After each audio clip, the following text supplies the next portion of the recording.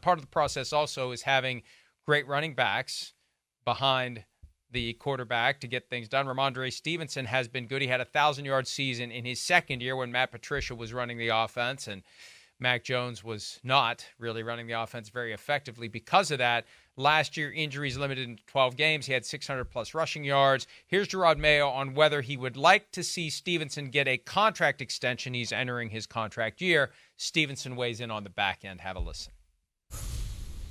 You know, we'll see. I will say this about Rhamondre. I think he's one of the better backs in the league. It's no doubt about it.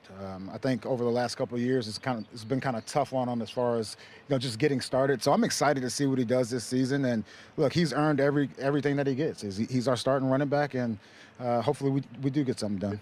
It's something you got to think about, But right now, I'm just trying to get the deal done right now, and get it locked in with the extension. So we see where that goes. Yeah, it's pretty close. It's pretty close. Look, it's hard to value a running back because of the market, because of the fact that you go out and draft someone's replacement, and it's a high injury rate position where if the team takes on the injury risk, right, then you may end up wasting your money. So that's part of the challenge when you're trying to figure out what to do with a running back who's up for a new contract. And that's why you don't see a lot of running backs get new contracts. They finish the contract, and if they're great, they get franchise tagged. You just don't see many guys 3 years in at the running back position who end up cashing in, Chris. No, you don't. Pete's in my ear. He's going, should he want a new contract or should he try to prove himself? It's a tough question for running backs right there, right off the bat. just that itself. Because, again, it's like you just said, it's car crash after car crash. He's been banged up a little bit. He got a, what the hell's our tackle called that's illegal now? Hip drop injury this year. So it's like, oh, damn, you're going to give me money now? I don't know if I can risk another year of, playing this position and all that. Right? So I'm glad to see. And he's a damn good player. He's the best player on their offense. There's no doubt who the best player is as far as the skill guys. It's Rhamondre Stevenson. He's phenomenal. And how can you expect anybody to look really good in that offense the last 2 years? Are you kidding me? Defense that was playing the Patriots, do you even have to worry about the pass game the last 2 years? No. Literally, you can be like, no, they can't throw. None of them, and their offense stinks, so let's just stop the running game. And Rhamondre Stevenson, he's a really damn talented football player. He's one of the few guys that can do more with less, or do things outside the realm of the playbook, let alone, again, hey, Belichick, one of his genius things too is, he never lets running backs go off anymore. He squashes them. He squashes anybody that's about to be up for a contract. He knows what he's doing, right? Oh, give Ezekiel Elliott the ball. He's old. He won't ask for a big contract. Rhamondre Stevenson might. So let's share the workload a little bit. He's a king of that. J.C. Jackson contract year wouldn't start him the first 2 years of this two series of the game, right? Because he didn't even start for us. How can he ask for $20 million a year? Those are kind of the games Bill has played. That's why he's got guys that are bitter at him too, though. So that's where he deserves to be rewarded, and I'm good to see the Patriots are looking to do that.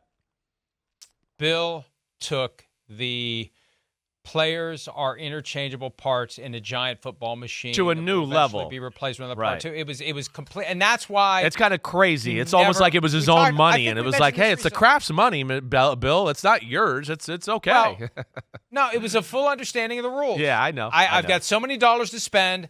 I've got to be willing to dispassionately assess every piece of this machine and ask myself, can I get a cheaper piece that can do the same thing? Yep. Or can I get a piece that might not be as good, but dollar for dollar, it's a hell of a lot more affordable, and I can use that money somewhere else?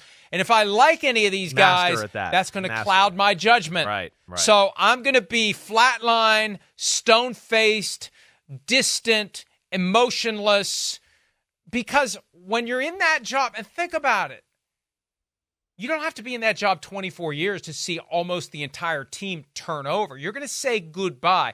You have to harden your heart.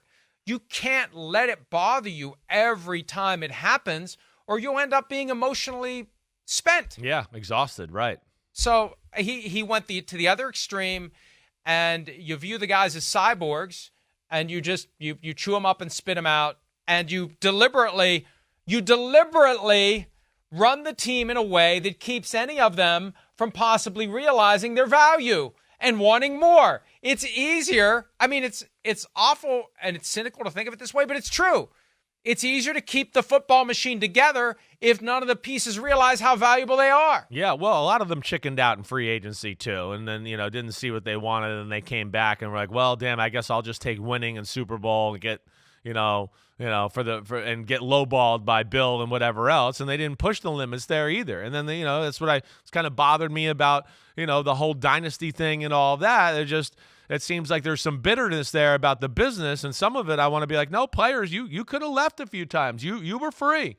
You didn't want to go. You weren't sure about that team that would have paid you more money where you wouldn't have been very good, and that team might have not been very good. So you went and took a lesser deal to then throw it in our face at a Boston parade or the Super Bowl trophy. But you can't have it both ways once you retire and get out of the league and everything in there. That's what I don't love about that. But yeah, I mean, you're right. He ran it to a business to a degree that we've never seen anybody. And we use the phrase cutthroat, but it is what you got to be cutthroat. So you're not emotionally invested, like you said, and you can't have personal attachment.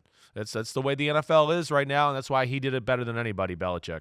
Yeah, because the person above you that decides whether or not you're going to be the coach is not going to have personal attachment when the time comes damn right. The team isn't getting it done. And right. We saw that happen. Hi, it's Mike Florio. Thanks for watching PFT on YouTube. Hit subscribe for the latest news and analysis from Pro Football Talk.